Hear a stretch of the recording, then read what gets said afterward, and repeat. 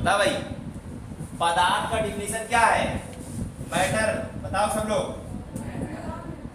अरे मैटर इसको बोलते हैं। मैटर मतलब पदार्थ या द्रव्य।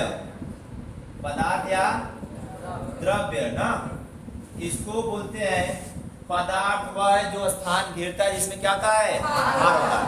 ये क्या है हमारा? तुम लोग क्या हो ना? तो पदार्थ वह है जो स्थान घेरता है जिसमें क्या होता है? भार होता है। वो हमारा क्या कहलाता है? पदार्थ। वही चीज कह रहा है कि वह छोटे से छोटे कण जिससे पदार्थ बनता है वह तत्व कहलाता है। और पदार्थ का सबसे छोटा से छोटा कण क्या कहलाता है बेटा आपका? जिसको हम लोग इंग्लिश में क्या बोलते हैं? बोलते कि नहीं बोलते? अब इसके बाद आपका दिया कि तत्वों को उनके गुणों के आधार पर धातु अधातु में बांटा गया है। किसमें? धातु और अधातु में बांटा गया है, यानी मेटल एंड नॉन मेटल में बांटा गया है। अगर देखा जाए इनमें कि सबसे हल्की धातु कौन सी होती है बेटा, तो क्या बताएंगे? सबसे हल्की धातु कौन सी होती है? ठीक, पता चल गया। फिर इसके बाद सबसे भारी धातु क्या होती है बेटा आपका? ऑस्मियम। सबसे भारी धातु क्या होती है? दो चीजें क्लियर हो गई। इसके बाद सबसे हल्की धातु, भारी धातु। अब इसके बाद हम लोग देखेंगे सबसे कठोर धातु। तो सबसे कठोर धातु क्या है बेटा आपका? प्लेटिनम, पीटी ना। पंडित जवाहरलाल नेहरू याद करेंगे ना तो प्लेटिनम याद आ जाएगा आपको। किसको याद करेंगे? पंडित जवाहरलाल नेहरू। तो बताइएगा सबसे हल्की धातु मेटल में अगर देखा जाए, जो लोहा तांबा कापर होता है ना आपके पास, जैसे आप डिफिनेशन पढ़े होंगे, इसमें कह रहा है कि तत्व को उनके गुणधर्मों के आधार पर धातु धातु में बांटा गया है। तो धातु धातु तो ठीक है, नॉन मेटल एंड मेटल है, टॉपिक का नाम ही हमारे। तो लिथियम ऑस्मियम हमारी हल्की और भारी धातु हो गई। पता चल गया कि नहीं? कठोर धातु, सबसे कठोर धातु क्या है? प्लेटिनम, जिसको बोलते हैं। क्या बोलते हैं? प्लेटिनम। इसके बाद अगर देखा जाए तो आपका क्या आएगा? इसके बाद आपका आएगा धातु, जिसको हम लोग मेटल बोलते हैं ना। इसको क्या बोलते हैं? मेटल। मेटल का डिफिनेशन देखिए क्या दिया है? वह तत्व जो ऊष्मा तथा विद्युत का चालन करते हैं धातु कहलाते हैं। क्या कहलाते हैं? धातु। इनको अगर हम लोग कह सकते हैं तो क्या कह सकते हैं बेटा? या आपको कंपटीशन में दे देगा कि चालक है तो क्या बताइएगा? ये डिफिनेशन है ना। क्या है? वह वे तत्व जो ऊष्मा विद्युत का चालन करते हैं। ऊष्मा और विद्युत का, देखिए धातु अधिकतर क्या होती है? विद्युत की सुचालक होती है। केवल किसको? देखिए एक आपका ग्रेफाइट होता है। ग्रेफाइट क्या होता है? सुचालक होते हुए भी कुचालक की भांति कार्य करता है। इसका प्रैक्टिकल मैं दिखाया हूं आपको। दिखाया नहीं दिखाया? कुछ बच्चों ने देखा होगा, जैसे पेंसिल से मैं कराया था, पेंसिल में जो लगा होता है लीड, उसको ग्रेफाइट बोलते हैं ना। पेंसिल में लगे लीड को हम लोग क्या बोलते हैं? तो ग्रेफाइट मतलब आपको वे तत्व जो ऊष्मा तथा विद्युत का चालन करते हैं वह धातु कहलाते हैं। धातु भी आपको पता चलेगा कि धातुओं का नाम अगर देखना रहे तो लोहा, तांबा, एल्युमिनियम, चांदी, सोना, ये सभी क्या हमारे धातु है ना। ठीक। और वे भी कह रहा है कि वे धातु वे तत्व होते जो इलेक्ट्रॉन देकर धनायन बनाने, देखिए इलेक्ट्रॉन को त्याग कर धनायन बनाने की जो प्रवृत्ति रखते हैं वह क्या कहलाते हैं? धातु। जो इलेक्ट्रॉन को त्याग कर धनायन बनाने की प्रवृत्ति रखते हुए क्या कहलाते हैं? धातु। फिर उसके बाद आपका नेक्स्ट आता है, नेक्स्ट यह है कि ये कमरे के ताप पर, देखिए कौन से होते हैं? ये कमरे के ताप पर ठोस होती है, लेकिन मरकरी कमरे के ताप पर द्रव अवस्था में पाई जाती है। मरकरी और ब्रोमीन दोनों पाई जाती है। ठीक है? क्या पाई जाती है? इसको हम लोग बोलते हैं बेटा पारा, या मरकरी भी बोलेंगे ना। इसको क्या बोलेंगे? पारा या मरकरी ना। ठीक। इसको क्या बोलेंगे? ये तो ब्रोमीन है आपका। क्या है? आपका याद है ना सबको? इसके बाद कर रहा है जैसे ये कमरे के ताप पर ठोस तथा परंतु मरकरी मतलब पारा द्रव अवस्था होती है, मतलब लिक्विड स्टेट में पाई जाने वाली धातु कौन सी है आपको तो बताइएगा, ये पारा और ब्रोमीन। ठीक है। और बहुत सी ऐसी धातु होती है, मैं आपको ये भी पढ़ा चुका हूँ कि सोडियम और पोटेशियम, सोडियम और पोटेशियम, इनको हम लोग क्या कर सकते हैं भैया? चाकू से काट सकते हैं। ये ऐसी धातु होती है जिनको चाकू से काट सकते हैं। किसको? इसको सोडियम और पोटेशियम। इनको कहाँ रखा जाता है बेटा? मिट्टी के तेल में। हाँ बताइएगा। इनको मिट्टी के तेल में रखा जाता है। बहुत ही रिएक्टिव एलिमेंट होते हैं। इसके बाद आप दिया है कि तत्वों में धातु की संख्या सबसे ज्यादा होती है, याद रखिएगा। तत्वों में कह रहा है कि तत्वों में धातुओं की संख्या सबसे ज्यादा होती है। जितने भी एलिमेंट मैं आपको बताया, कितने एलिमेंट बताया आपको? 118 में सबसे ज्यादा क्या है? धातु है। कितनी संख्या में है? याद रखिएगा, ठीक है। उसके बाद कह रहा कि धातुओं के भौतिक गुण, फिजिकल प्रॉपर्टी ऑफ मेटल पढ़ोगे, कक्षा 8 में भी पढ़ोगे, 9 में भी मिलेगा ना, 10th में भी मिलेगा, ऐसे ही मिलता रहेगा ना। धातुओं के भौतिक गुण, फिजिकल प्रॉपर्टीज ऑफ मेटल, मतलब भौतिक गुण क्या है बताइए? अरे भाई पढ़े होगे चमक, तन्यता, कठोरता, आघात वर्धनीय, कठोरता भी पढ़े होगे ना। तो वही चीज कह रहा है कि धातुओं के भौतिक गुण कौन कौन से हैं। कह रहा है कि धातु के प्रमुख भौतिक गुण निम्नलिखित है, ठीक है। धातुओं के भौतिक गुण निम्नलिखित है। पहला दिया है धात्विक चमक। पहले देखिए धातु को चमक मतलब जैसे लोहे को काटा जाता है ना, चमक आती है कि नहीं आती है? लोहे को जब काटा जाता है तो उसमें चमक आ जाता है। कह रहा है कि मुक्त इलेक्ट्रॉनों की उपस्थिति के कारण शुद्ध धातु की सतह चमकदार होती है। धातुओं पर लेप या पॉलिश करके भी उनके सतह को चमकदार बना सकता है। होता है ना भाई, धातु रखा है कई दिन से लगा है, जंग लग गया है, तो उसमें चमक लाने के लिए करा लेप या पेंट लगाकर या पॉलिश लगाकर उसके सतह को चमकदार बनाया जा सकता है। जैसे दिया है आपका क्या? तांबा। क्या दिया है? तांबा। और हाँ, इसको क्यूप्रम बोलते हैं, इसको आरम बोलते हैं ना, और इसको अर्जेंटम बोलते हैं ना। ये लैटिन लैंग्वेज में बता रहा आपको, ठीक है। ये चांदी हमारा क्या है? अर्जेंटम इसको बोलते हैं। क्या बोलते हैं? अर्जेंटम। इसको क्या बोलते हैं भाई? क्यूप्रम। इसको क्या बोलते हैं? आरम, ठीक है। अब आपका अगला है, आगे क्या दिया हुआ है देखिएगा। धात्विक चमक के कारण इनका प्रयोग ज्वेलरी तथा सजावट की वस्तु बनाने। भाई जंग लगा रहेगा तो कोई लेगा नहीं लेगा, इसीलिए आभूषण बनाने के लिए आभूषण में यूज किया जाता है। अब दिया है ऊष्मीय सुचालकता, थर्मल कंडक्टिविटी। अब देखिए इनमें से सबसे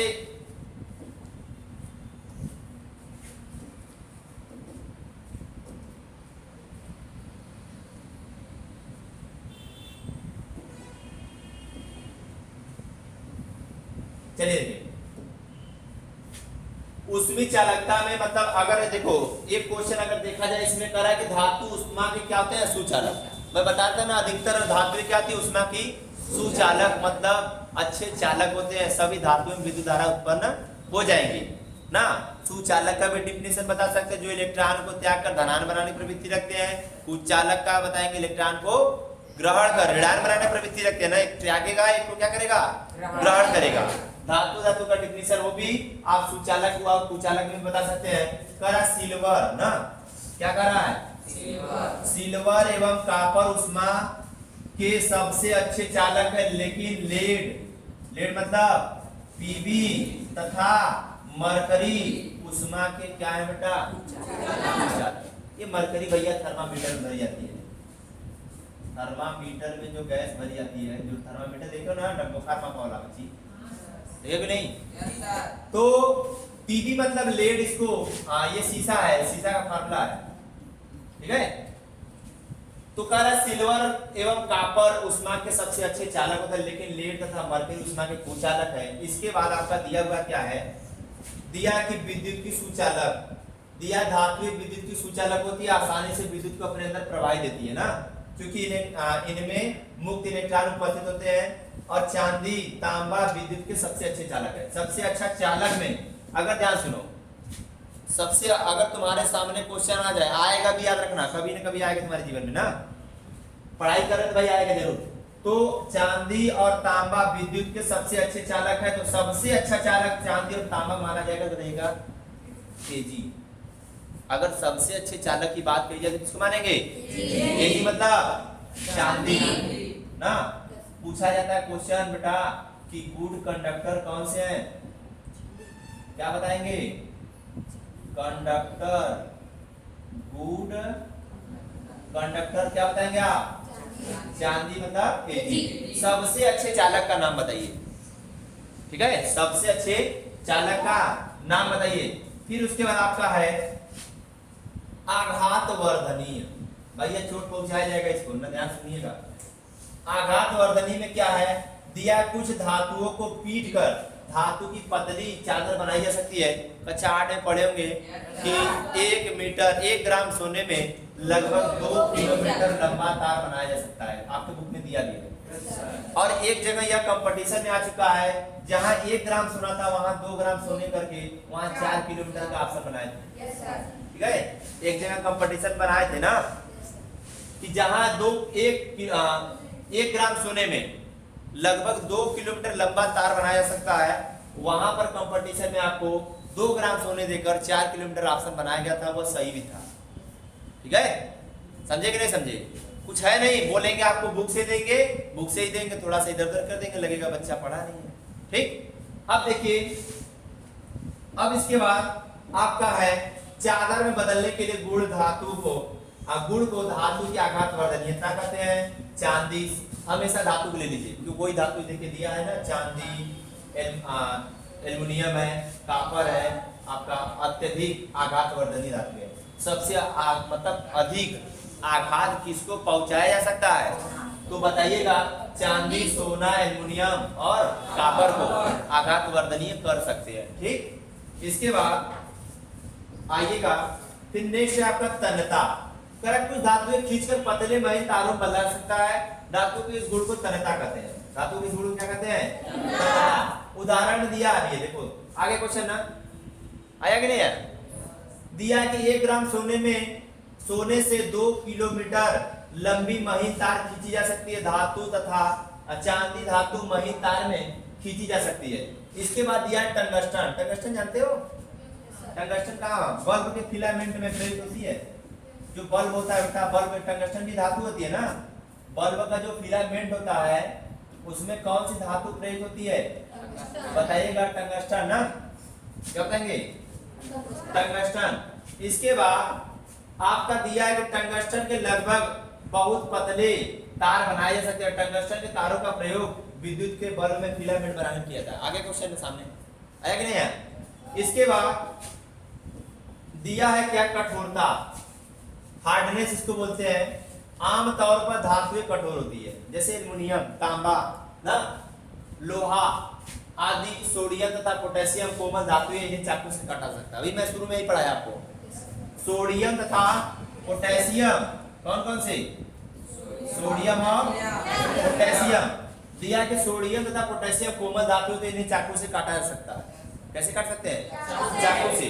और यह बहुत ही रिएक्टिव एलिमेंट होते हैं, इनको कहाँ रखते हैं हम लोग? मिट्टी के तेल। ठीक, आगे बढ़े। अब आगे देखिएगा, गलनांक है, मेल्टिंग पॉइंट जिसको बोलते हैं। देखिएगा आपका होता है बेटा, गलनांक होता है, इसको बोलते हैं हम लोग मेल्टिंग पॉइंट। इसको क्या बोलते हैं? Melting point. गलनांक क्या बोलते हैं? और क्वथनांक क्या बोलते हैं? हाँ, बॉइलिंग पॉइंट ना, ध्यान रखिएगा, melting point and boiling point, ध्यान सुनिए। देखिए कह रहा है कि वह ताप जिस पर कोई धातु अपनी ठोस अवस्था से द्रव अवस्था में बदल जाती है, वह ताप, भाई देखिए दिया है कि वह ताप जिस पर कोई धातु अपनी ठोस अवस्था से द्रव अवस्था में बदल जाती है, उस धातु का गलनांक कहलाता है।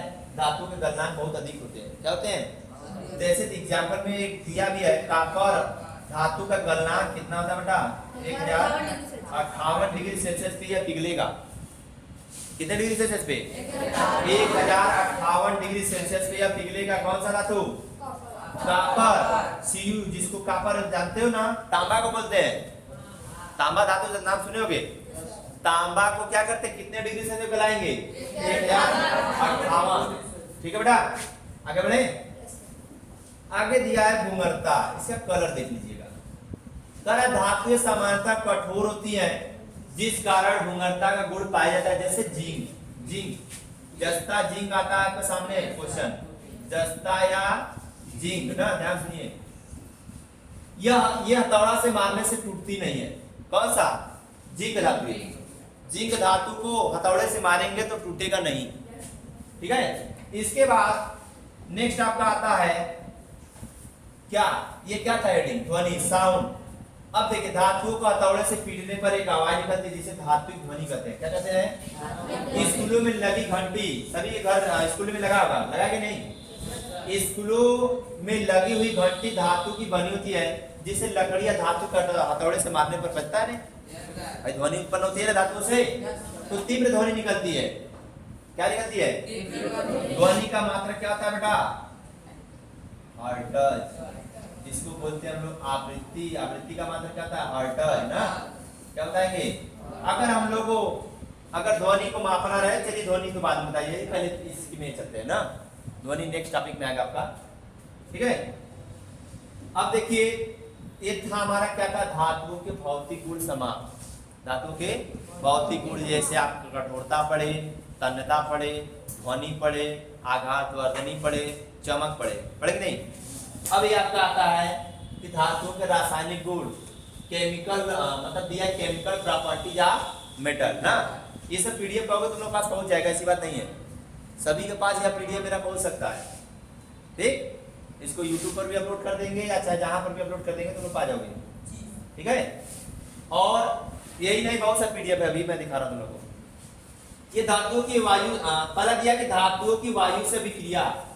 देखो धातुओं का वायु में दहन करने पर, दहन मतलब जलाने पर, ऑक्सीजन से विक्रिया करके धात्विक ऑक्साइड बनाती है। क्या बनाती है? जैसे पढ़े होगे बेटा, क्या मैं कह रहा हूं, पढ़े नहीं होगे ध्यान सुन लो, Mg+O2 बराबर के 2MgO, क्या करेंगे?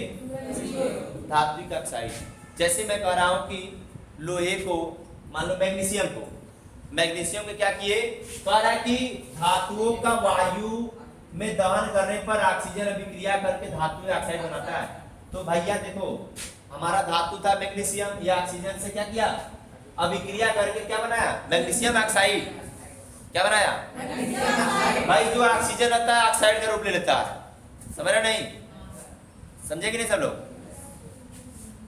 जैसे मैं आयरन को ले लूंगा ऑक्साइड, आयरन ऑक्साइड, ऑक्सीजन से विक्रिया करेगा तो आयरन ऑक्साइड बनेगा। उसी तरह दिया धातु प्लस ऑक्सीजन बराबर धात्विक ऑक्साइड, ठीक है। फिर उसके बाद आपका नेक्स्ट है, नेक्स्ट क्या है, जब कॉपर को वायु में गर्म किया जाता है तो कॉपर ऑक्सीजन के साथ क्रिया करके काले रंग का कॉपर ऑक्साइड बनाता है। क्या बनाता है? कॉपर ऑक्साइड बनाता है। एक बात याद रखिएगा, सबसे अहम काम यह है बेटा कि दहन क्रिया जब कराई जाती है, कौन सी क्रिया कराई जाती है? दहन मतलब जब आग को जलाई जाती है, कोई सी धातु को जलाई जाती है, तो याद रखिएगा बिना ऑक्सीजन की दहन क्रिया नहीं हो सकती है, समझ रहे ना?